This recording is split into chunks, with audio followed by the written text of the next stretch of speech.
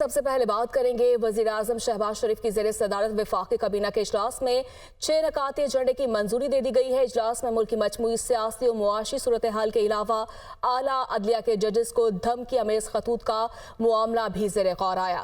وزیر اعظم نے chief justice کے ساتھ ملاقات پر اراکین کو اعتماد میں لیا۔ وفاقی کابینہ کے اجلاس میں 6 نکاتی ایجنڈے کی منظوری، ججز کو دھمکی آمیز خط، حساس معاملہ، انکوائری کمیشن تشکیل دے کر حکومتی ذمہ داری پوری کی وزیر اعظم شہباز شریف۔ وفاقی کابینہ سے خطاب کرتے ہوئے وزیر اعظم نے کہا کہ انکوائری کمیشن مشاورت سے تشکیل دیا۔ سپریم کورٹ نے ججز کے خط پر از خود نوٹس لے کر کارروائی شروع کر دی ہے۔ ججز کو موصول ہونے والے خطوط میں مشکوک پاؤڈر کی تحقیقات جاری ہیں۔ شہباز شریف نے کہا کہ یہ ایک حساس معاملہ ہے، دھمکی آمیز خطوط پر سیاست کو نزدیک نہیں آنے دینا چاہیے۔ مشکوک خطوط کی تحقیقات کا مقصد ہے کہ دودھ کا دودھ اور پانی کا پانی ہو جائے۔ شہباز شریف نے کہا کہ معاشی مسائل کے خاتمے کے لیے ایک اور IMF پروگرام ضروری ہے۔ کوشش ہے کہ IMF کی شرائط بھی پوری ہوں اور ٹیکس دہندگان کا بوجھ بھی بانٹا جائے۔ مختلف شعبوں کی کارکردگی بہتر بنانے کے لیے SIFC کا کردار اہم ہے۔ بولے PIA کی نجکاری اور ایئرپورٹس کی آؤٹ سورسنگ کے فیصلوں پر عمل درآمد ہوگا۔ بیرونی سرمایہ کاروں کو ملک میں لانے کے لیے بھی کام کر رہے ہیں۔ چینی باشندوں کی فول پروف سیکورٹی کے لیے جامع پلان تشکیل دیں گے۔ کابینہ اجلاس میں ایڈمرل امجد خان نیازی کو غیر ملکی ایوارڈ وصول کرنے، صدر SME بینک طاہر حسین کے استعفے اور نئے صدر کے تقرر کی منظوری دی گئی۔ قومی اسمبلی میں پیش کرنے کے لیے اکنامک پالیسی سٹیٹمنٹ، پولیس کی تحویل میں شہباز شبیر پر تشدد پر انکوائری کمیشن کی تشکیل اور قومی کمیشن برائے خواتین کے ارکان کے تقرر کی منظوری بھی دی گئی۔ سپریم کورٹ اور اسلام آباد ہائی کورٹ کے ججوں کو صفوں بھرے دھمکی آمیز خطوط سیٹلائٹ ٹاؤن راولپنڈی کے پوسٹ آفس سے بھیجا گیا۔ خطوط بھیجنے والوں کی نشاندہی کے لیے پولیس اور CTD مختلف پہلوؤں سے تفتیش کر رہی ہے۔ خط سے ملنے والے پاؤڈر میں آرسینک کی موجودگی کا انکشاف بھی ہوا ہے۔ خطوط میں موجود پاؤڈر میں آرسینک مقدار 15%۔ ججوں کو دھمکی آمیز خطوط کی تحقیقات، خطوط پر stamp satellite town Rawalpindi post office کی نکلی، ڈاکخانہ کا عملہ شامل تفتیش، CCTV فوٹیج کی مدد سے تحقیقات آگے بڑھانے کا فیصلہ۔ ذرائع کے مطابق خطوط کے پوسٹ باکس کا تعین کرنے کے لیے تفتیش جاری ہے۔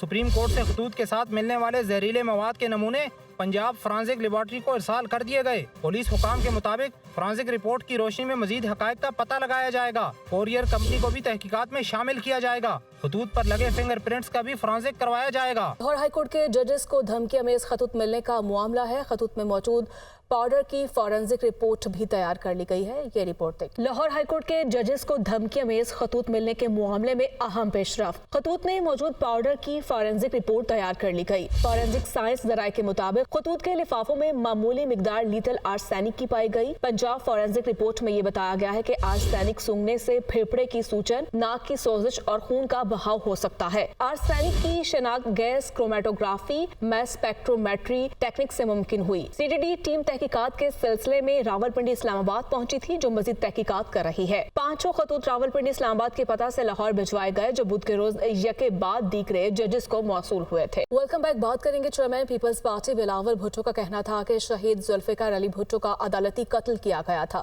عدالتی اصلاحات کی طرف جانا ہوگا، حکومت کو وقت دیا گیا تو پاکستان معاشی مسائل سے نکل آئے گا۔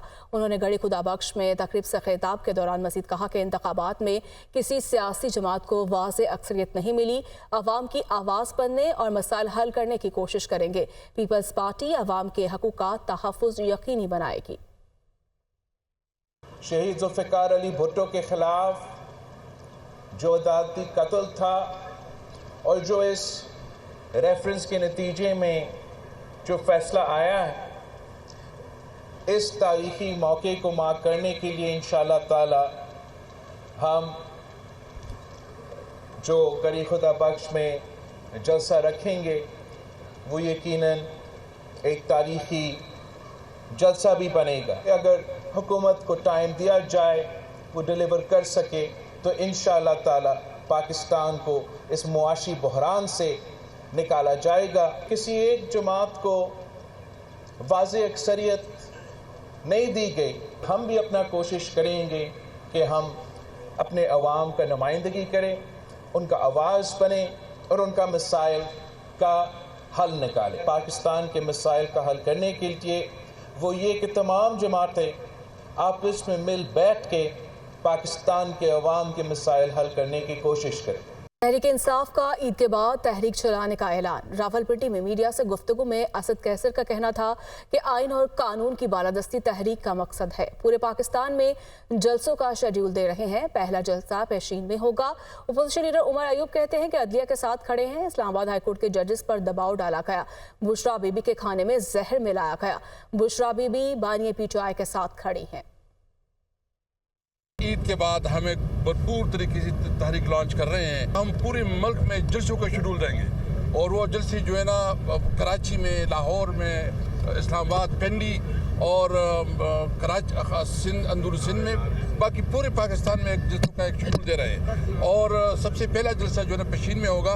पाकिस्तान में कानून और आइन की बालादस्ती, जब तक इस मुल्क में कानून बालादस्त नहीं होगा, जब तक तमाम शहरियों के हुकूक बराबर नहीं होंगे, इस वक्त तक ये मुल्क आगे नहीं बढ़ सकता। हम लोग अदलिया के साथ खड़े थे, खड़े हैं और खड़े रहेंगे। हम लोग ये उम्मीद रखते हैं कि सुप्रीम जुडिशल काउंसिल और सुप्रीम कोर्ट फुल बेंच बना के इसकी हियरिंग करे। बुशरा बीबी के खाने में जहर मिलाया गया था। बुशरा बीबी वज़ीर आज़म इमरान खान साहब की ताकत है, वो खड़ी रही हैं, खड़ी रहेंगी इंशाअल्लाह ताला, और खड़ी हैं इमरान खान साहब के साथ। बुशरा बीबी की सेहत को पिम्स अस्पताल के डॉक्टर्स ने तसल्ली बख्श करार दे दिया।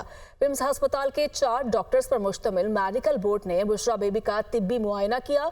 बुशरा बीबी को मैदे में जलन, होठों की सूजन और आंखों में पानी आने की शिकायत थी। कान की तकलीफ और सांस की शिकायत थी। डॉक्टर्स ने बुशरा बीबी को चंद अद्वियात तजवीज़ की हैं।